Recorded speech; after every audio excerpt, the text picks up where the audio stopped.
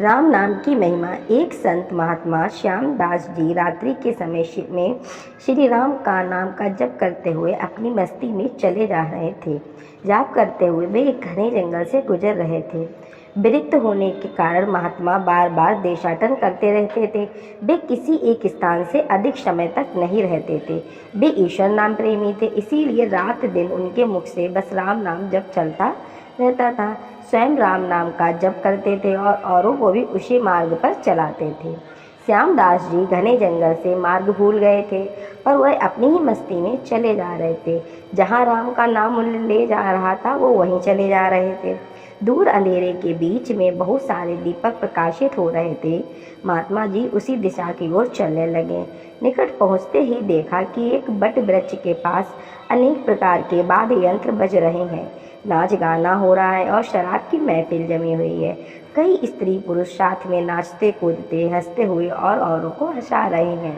उन्हें महसूस हुआ कि वे मनुष्य नहीं हैं, वे कोई प्रेत आत्मा ही हैं। श्यामदास जी ने देखकर एक प्रेत ने उनका हाथ पकड़कर कहा, ओ मनुष्य, हमारे राजा तुझे बुलाते हैं, चल। वे मस्त भाव से राजा के पास गए।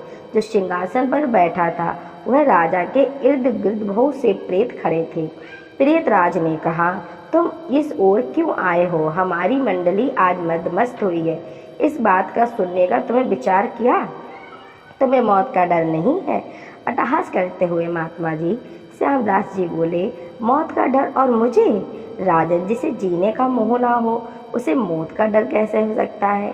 हम साधु तो मौत का आनंद के विषय मानते हैं और यह देह परिवर्तन है जो कर्मवाद के बिना किसी से नहीं हो सकता। प्रेतराज, क्या तुम जानते हो कि हम कौन हैं? महात्मा जी, मैं अनुमान कर सकता हूँ कि आप प्रेतात्मा हो। प्रेतराज, तुम जानते हो लोग हमारे समाज में किस नाम हमारे नाम से कांपता है? महात्मा जी, प्रेतराज, मुझे मनुष्य में गिनने की गलती मत करना। हम जितना दिखते तो जरूर हैं, लेकिन जीने की इच्छा रहित मृत तुल्य है। यदि जिंदा मानो तो आप हमें मार नहीं सकते। जीवन मरण कर्माधीन है। मैं एक प्रश्न पूछ सकता हूँ? महात्मा जी ने बड़ा निर्भयता देखकर प्रेतों के राजा से यह प्रश्न पूछा। प्रेत का नाम सुनते ही मर जाने वाले मनुष्य में इतनी निर्भयता की बात कर रहा है। सचमुच ऐसे मनुष्य की बात करने में मुझे कोई हर्ज नहीं है। प्रेतराज बोला, पूछो क्या प्रश्न है? महात्मा जी, प्रेतराज, यहाँ आज आनंद उत्सव क्यों मनाया जा रहा है? प्रेतराज, आज मेरी इकलौती पुत्री कन्या का योग्य पति मतलब ना मिल पाने के कारण वह कुंवारी है, लेकिन अब वह योग्य जमाई मिलने की संभावना है। कल उसकी शादी है, इसीलिए यह उत्सव मनाया जा रहा है। महात्मा हंसते हुए, तुम्हारा जमाई कहाँ है? मैं उसे देखना चाहता हूँ। प्रेतराज, जीने की इच्छा और महात्मा, अभी तो हमारे पद प्रेतोनी को प्राप्त नहीं हुआ है और वह इस जंगल के किनारे एक गांव में श्रीमंत धनवान का पुत्र है।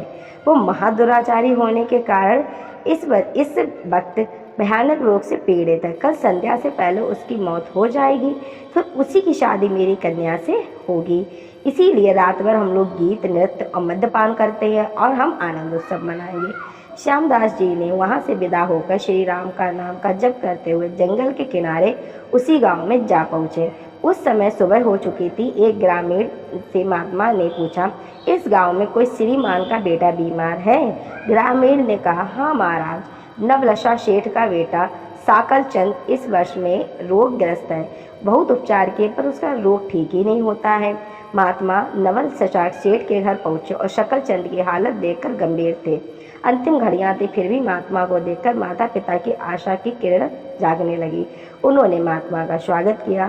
सेठ पुत्र को पलंग के निकट आकर महात्मा राम नाम की माला जपने लगे। दोपहर होते होते लोगों का आना जाना बढ़ने लगा। महात्मा, क्यों साकरचंद, अब तो ठीक हो? साकरचंद ने आंखें खोलते हुए सबके सामने एक प्रतापी संत को देखा तो रो पड़ा।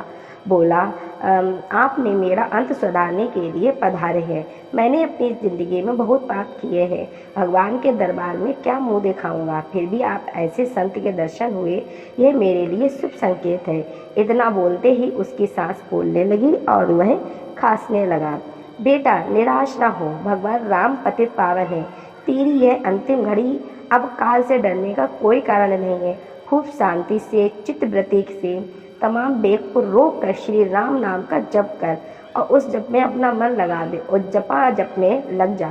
शास्त्र भी कहते हैं चरित्रम रघुनाथ से सस्यकोटिम प्रवस्त्रम एकम अक्षरम पूर्णम महापातक नाशम।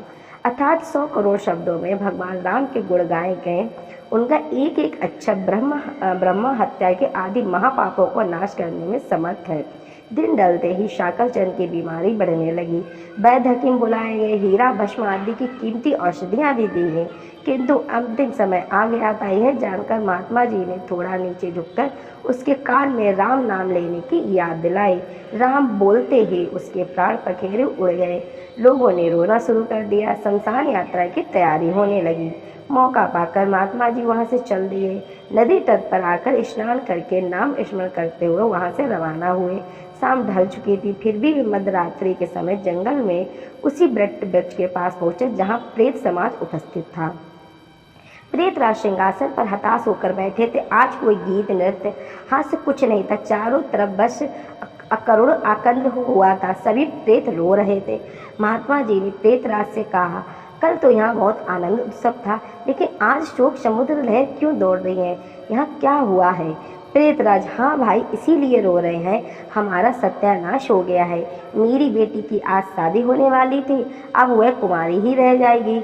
महात्मा, प्रेतराज, तुम्हारा जमाई तो आज मर गया है, फिर तुम्हारी बेटी कुंवारी क्यों रह जाएगी? प्रेतराज ने चिढ़कर कहा, तेरे पाप से मैं ही मूर्ख हूँ कि मैंने कल तुझे अपना सब कुछ बता दिया। तूने हमारा सत्यानाश कर दिया। महात्मा ने नर्म भाव से कहा, मैंने आपका अहित किया है, यह मुझे समझ में नहीं आता। क्षमा करना, मुझे मेरी भूल बताओगे? मैं दोबारा कभी ऐसा नहीं करूँगा। प्रेतराज ने जलते हृदय से कहा, यहाँ से जाकर तूने मरने वाले का नाम स्मरण का मार्ग बताया, अंत समय में राम नाम कहलवाया, इसी के कारण उसका उद्धार हो गया। अब वह मेरी बेटी कुंवारी रह गई। महात्मा जी, क्या सिर्फ एक बार नाम जप लेने से वह प्रेत योनि से छूट गया? आप सच कहते हो? प्रेतराज, हाँ भाई, जो मनुष्य राम नाम जप करता है वह राम नाम के जप के प्रताप से कभी हमारी योनि को प्राप्त नहीं होता है। भगवान नाम जप करने से नर को उधारने की शक्ति है। प्रेतराज की बात सुनकर, राम नाम का ये प्रताप सुनकर महात्मा जी बहुत आंसू बहाते हुए अपनी भाव समाधि में लीन हो गए। उनकी आंखें खुली, तब वह प्रेत समाज नहीं था। बाल सूर्य की किरणें वृक्ष के शोभायान कर रही थी। तो दोस्तों, मेरी कहानी आपको कैसी लगी? अगर मेरी कहानी आपको अच्छी लगी तो प्लीज़ मेरे वीडियो को लाइक और कमेंट करिए और मेरे चैनल को सब्सक्राइब करना मत भूलना। जय श्री राम दोस्तों।